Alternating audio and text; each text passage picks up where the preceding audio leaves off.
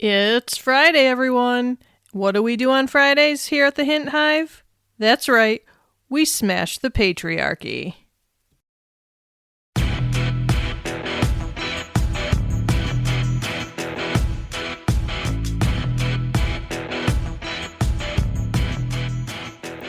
Hey there, badass hive. Welcome back to another episode of the Hint Hive, Amplifying Women's Voices. I'm your host, Kelly Hint, Queen Bee of this hive, feminist life coach, psychotherapist, and your personal cheerleader for living loud, proud, and unapologetically you. Today's episode is one I'm seriously fired up about. We are diving into the psychology of power and influence, specifically for women in leadership. We're unpacking what real leadership looks like, the unique barriers that women face in stepping into power, and how we can rewire our brains, challenge the patriarchy, and lead like the fierce, capable women that we are. Whether you're running your own business, managing a team, organizing your community, or simply stepping into your own power in your personal life, this one's for you. So grab your coffee, your journal, or your walking shoes, whatever your vibe is, and let's get into it.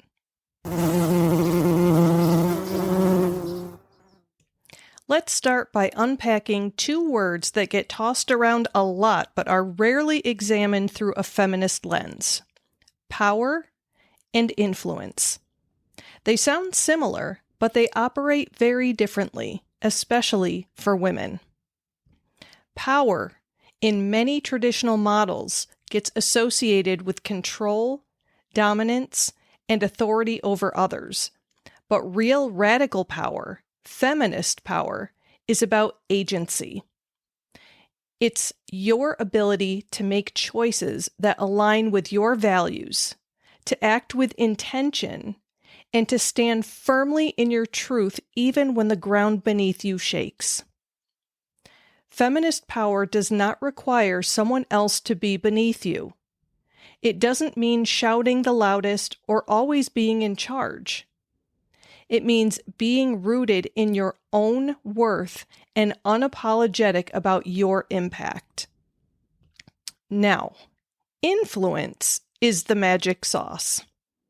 Influence is how you use your power in the world. It's the imprint you leave on conversations, systems, relationships, and culture. And the truth? Women have always been influential, even when we weren't allowed to be powerful. Think about the women who shaped you, not because they had titles or authority, but because their presence, their ideas, their spirit moved something in you. That, my queens, is influence. And here's the important nuance. You do not have to be the CEO or the director of anything to be powerful. You influence every room you walk into, every system you participate in, every soul you choose to uplift. Leadership isn't reserved for corporate boardrooms.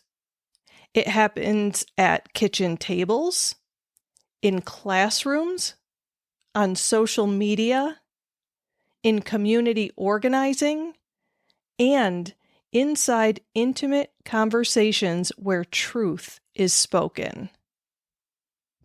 But, and here's the kicker, women are often trapped into a double bind. Be too assertive and you're labeled difficult or bossy. Be too warm or accommodating, and you're dismissed as too soft or not leadership material. According to a Harvard Business Review study, when women exhibit classic leadership traits such as confidence, decisiveness, and vision, they are often perceived as unlikable or threatening in ways that their male counterparts are not. And let me be clear, this is not about women needing to change. This is about the system being cracked and in need of renovation. Because what we're seeing is not a reflection of our inadequacy. It's a reflection of deep systemic discomfort with women who own their power. And that discomfort is rooted in centuries of patriarchal conditioning. The good news? Naming it is revolutionary. When we bring awareness to the unconscious biases and invisible rules at play, we begin to reclaim our narratives. We stop internalizing the judgment, and we start rewriting the rules. So here's your first mindset reframe. Power and influence are not dirty words. They are tools for transformation. And when women embrace both, we don't just rise. We lift entire systems with us. Now let's talk psychology. More specifically, the psychology behind why women hesitate to lead. Well, from the earliest moments of girlhood, women are taught both subtly and overtly to be caretakers. We're praised for being accommodating, gentle, and selfless. We learn that our worth is tied to how well we meet the needs of others. We're told to be nice, not disruptive, to be helpful, not assertive, to seek harmony, not to challenge authority. We internalize the message that it's more acceptable to support than to lead, to wait for permission rather than to boldly step forward. And over time, these messages don't just live outside of us. They take up space in our minds and shape our internal narratives. This deeply ingrained socialization impacts how we perceive ourselves as leaders. It makes many of us second-guess our instincts and hesitate before speaking up, or even feel guilty for asserting our boundaries. And if you've listened to this podcast before, you know that boundaries are a thing for me. I love teaching my gals boundaries. Saying no is fabulous. And honestly, these aren't personality flaws. When we second guess ourselves, when we hesitate before speaking up, or when we feel guilty for asserting those boundaries. These are the results of a society that has taught women to play small. But awareness is the first tool in our arsenal. Once we rename this conditioning, we gain the power to challenge it and to rebuild a leadership identity that is authentic, bold, and unapologetically ours. The term imposter syndrome gets thrown around a lot. And while it's very real, I want to make something clear. You are not the problem. The systems that make you doubt your abilities are. So let's stop diagnosing women with imposter syndrome and start dismantling the environments that create it. Neuroscience shows that repeated experiences of marginalization can actually rewire our brains to anticipate rejection, judgment, or failure. This isn't just a metaphor. Our neural pathways adapt based on repeated exposure to certain social cues, especially negative ones. When women are consistently overlooked, interrupted, or dismissed, the brain begins to form predictive patterns that expect those same outcomes in future scenarios. That's why stepping into leadership can feel scary as hell. It's not simply stage fright or lack of experience. It's the internalized trauma of being told in 100 subtle and not so subtle ways that your voice doesn't matter, or that your presence is disruptive. But here's the truth bomb. It's not because we are not capable. It is because we've been conditioned, trained, and programmed to believe that we're not. And that conditioning is reversible. Through intentional practice, supportive communities, and repeated affirmations of our worth and power, we can retrain our brains to expect success, to anticipate being heard, and to stand firmly in spaces that we were once taught to shrink from. So let's talk about some actionable mindset shifts. The first one, own your expertise. You don't need to know everything. You just need to know enough. Stop waiting for perfection. And the next mindset shift you need to make. Get comfortable being uncomfortable. Growth and leadership live in the discomfort zone. And I know that feeling uncomfortable sucks, but you know something? My biggest growths? That sounds like something that is physically on my body. My biggest growth happens outside of my comfort zone. When I hang out in my comfort zone, life gets stale. I get stale. I get bored. I get cranky, right? But when I'm pushed out of my comfort zone, I am forced to adapt and thrive. I'm forced to grow. So start getting comfortable being uncomfortable. There's a reason for it. Your discomfort is trying to tell you something, either that you need to change or grow or leave a situation. All right, before I go off onto a tangent, the next mindset shift that can be helpful is to reframe rejection. Despite how we may feel, rejection is not failure. It's data.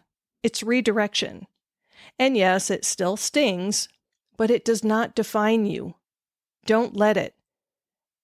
Take it as another learning opportunity. In the next shift, recognize internalized bias. I cannot emphasize this enough. Start to be mindful and notice when that inner voice is echoing old scripts like, "Who do you think you are?" Don't let that inner voice gaslight you. Instead, say back to that voice, "This is exactly who the hell I am." In the final mindset shift, visualize yourself leading. Literally, create mental pictures of yourself speaking, deciding, leading, and succeeding. I used to do this without even knowing what I was doing, and I was empowering myself without even understanding that I was empowering myself. And you know what? Amazing things happen when I do that. When I visualize myself doing the thing that I want to do the most, I end up doing it. It's almost like a little bit of mental practice, preparing me for what comes next. All right, now let's talk about what feminist leadership actually looks like.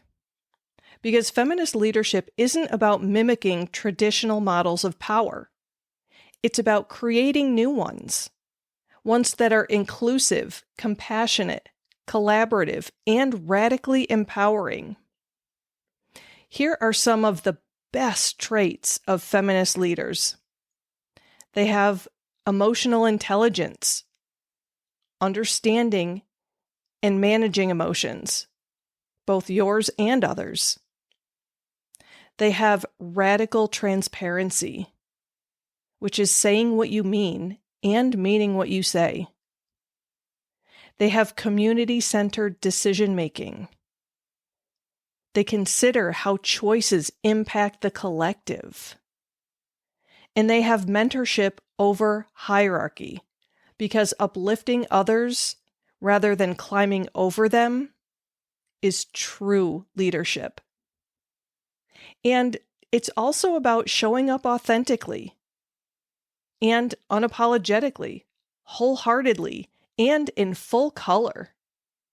Be yourself. Don't shrink yourself. Stop being small. Crying in the boardroom? That's not weakness. That's humanity. It's emotional integrity. It's the courage to let others see you as a whole person, not a curated facade. In a world that often demands that women suppress their emotions to be taken seriously, allowing yourself to feel and to be seen feeling is a radical act of leadership. Wearing bold lipstick while leading a strategy session? That's power, baby. That is you declaring, I can own the room and rock my red lip. Feminist leadership does not separate the personal from the professional. It integrates them. It celebrates the multidimensionality of who we are and demands space for authenticity in spaces where we have historically had to mute ourselves to fit in. And ladies, when we lead with our whole selves, we give others permission to do the same, and that is how we change the culture. We need to stop conforming and start transforming. That means releasing the outdated cookie-cutter mold of what leadership is supposed to look like. Because honestly, who decided that loud equals capable? Leadership is not one size fits all. It's not about mimicking the alpha model or trying to fit into a box that was never designed with us in mind to begin with. Ladies, you do not have to be the loudest voice in the room. You just have to be the truest, the most authentic. Your authenticity is your superpower. Whether you're soft-spoken or fiery, methodical or visionary, owning your style, your truth, and your energy is what reshapes leadership culture from the inside out. The revolution starts not with a roar, but with a radical act of self-alignment. And don't forget, vulnerability is not a liability. It is a connection tool. It's how trust is built, and trust is the foundation of any sustainable leadership model. All right, now let's get tactical and talk about action steps to step into your leadership power. These are 6 steps that you can take right now. The first one, define your leadership values. What kind of leader do you want to be? Because clarity equals power. And then, of course, number 2, set boundaries like a queen. Leadership means knowing what you will and won't tolerate. Number 3, practice visibility. Speak up in meetings, post your thoughts, share your wins. Don't be shrinking yourself. And number 4, find your feminist crew. Surround yourself with people who remind you of your worth, not tear you down. And number 5, seek out mentorship and offer it. The latter only works when we pull others up with us. Don't be leaving your sisters behind.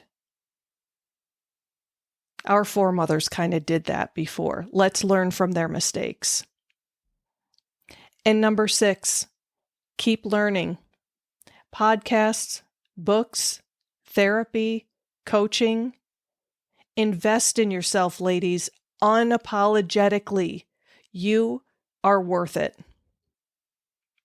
And here's a bonus step. Start before you're ready. You don't need permission to lead.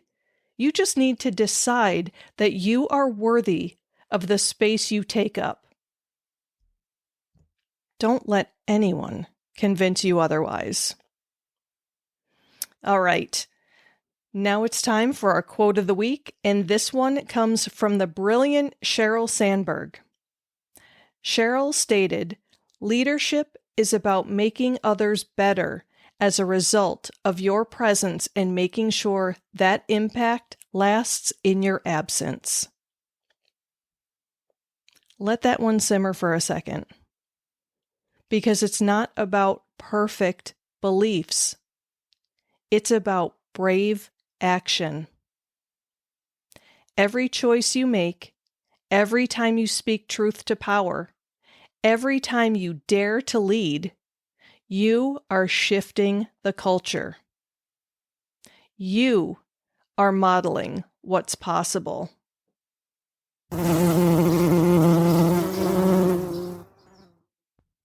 All right, fellow queens, here is your challenge this week.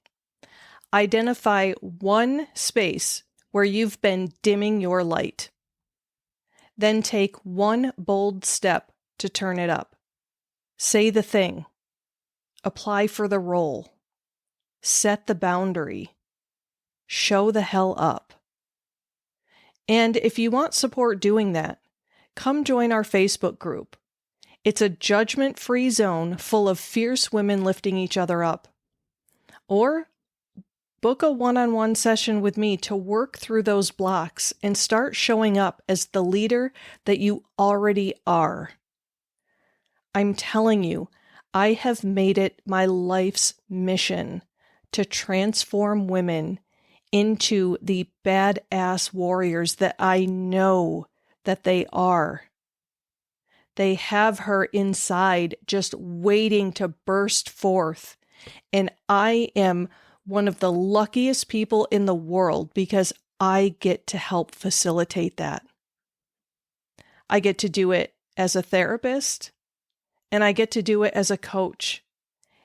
And let me tell you, it is so amazing to see those light bulb moments when I see the look in my ladies' eyes when they recognize their worth and they're done making themselves smaller to make other people feel more comfortable.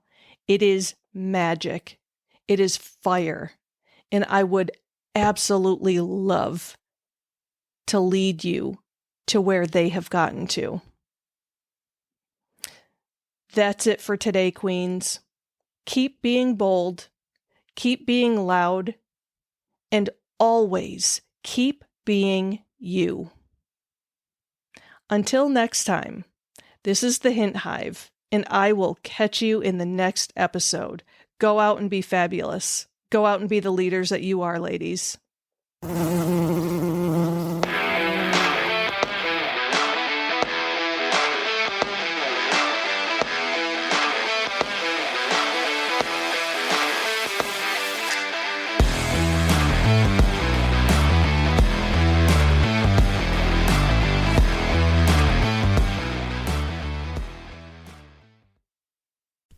This podcast is powered by Kelly Hint Empowerment Coaching, as well as Kelly M. Hint LMHC and The Cranky Counselor.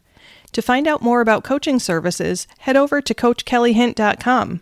If you'd like to know more about the psychotherapy services I offer to individuals within the state of New York, you can check out KellyMHint.com. And if you'd like to learn more about aromatherapy, you can check out TheCrankyCounselor.com.